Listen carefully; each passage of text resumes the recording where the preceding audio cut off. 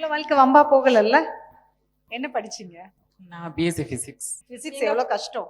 எங்க குடும்பத்திலே அவ தான் படிச்ச, காலேஜ் வரை அவ தான் போயிருக்கா. ஆனா என்னை ஏத்துக்கிட்டதுக்கு அப்புறம் இந்த 13 வருஷமா அவங்க மனசுல எவ்வளவு கவலைகள் இருந்தாலும் கஷ்டம் இருந்தாலும் இது வரைக்கும் என்கிட்ட காட்டினது கிடையாது. அவங்க மனசுக்குள்ளே தான் வச்சுக்கிட்டாங்க தவிர என்னை சொல்லி என்னை என் மனசை கஷ்டப்படுத்துனது கிடையாது.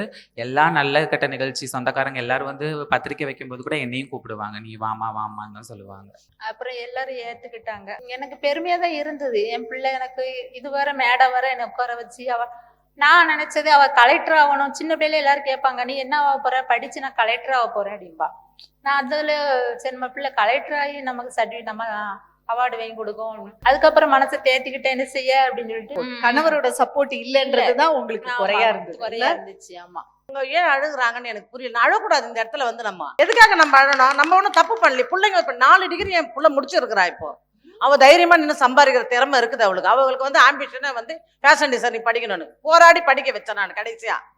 அதே மாதிரி ஃபர்ஸ்ட் என் பிள்ளை படிச்சு முடிச்சதுமே எனக்கு 10,000 நகை தாலியெல்லாம் வித்து படிக்க வச்சேன் என் குழந்தைங்க. 10,000 தாலியை வித்து உங்களுக்கு படிக்க? ஆமா, அவங்க அப்பா கேட்டாரு, எனக்கு சம்பளத்தை கொடுன்னு கேட்டாரு. கொடுக்க மாட்டேன்ப்பா அப்படின்னு சொன்னா.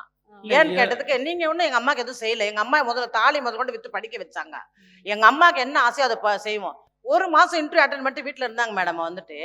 அப்ப தண்டசோறு போட்டு வச்சிருக்கிறேன்னு சொன்னாரு. எங்க வீட்டுல வெளியில வேணா நம்ம சொல்லிக்கலாம், எங்க வீட்டுக்காரர் இப்படி பண்ணாரு அப்படி போனாருன்ட்டு. எங்களுக்கு எல்லாம் சப்போர்ட் கிடையாது. நான் எங்க வேணா அவர்கிட்டே நேர்கனே என்ன அடிச்சு சொல்லுவேன். போன வாரம் வாக்குவாதம் பண்ணிட்டு தான் நான் வந்தேன். நான் அதை பத்திலாம் நான் கவலையே படுறது இல்லை.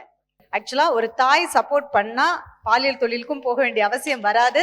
கைத்தட்டல், காசு கேட்குதல், பிச்சை எடுக்குதல், இது எதுவுமே நடக்காது அப்படின்றதுக்கு இந்த தாய் ஒரு உதாரணம். ரொம்ப பெருமையா இருக்குமா? 10 சவரன் தாலியை வித்து பிள்ளைய படிக்க வச்சிங்கல்ல, இதுதான் தேவை அவங்களுக்கு.